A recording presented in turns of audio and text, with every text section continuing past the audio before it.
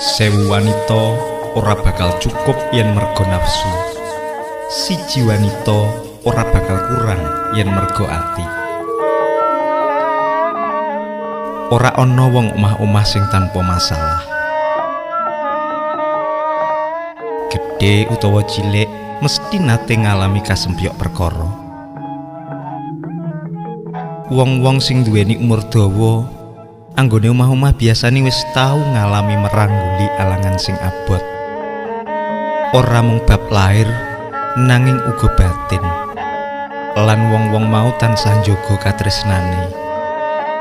Tansah menehi pangapura senajan tansah dilarani.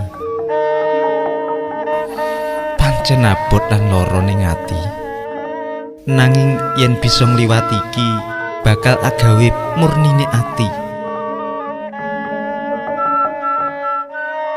Tansah eling yen wong omah-omah kuwi dudu restoran, dudu panggonan wong milih panganan sing enak-enak, uga dudu lapangan bal-balan panggonane wong padha ganti tendang-tendangan.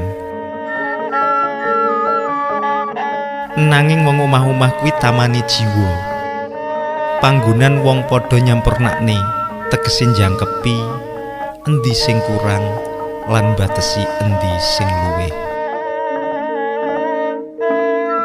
Tresno ora mawas bondo lan rupa, pawitane amung ati sabar narima.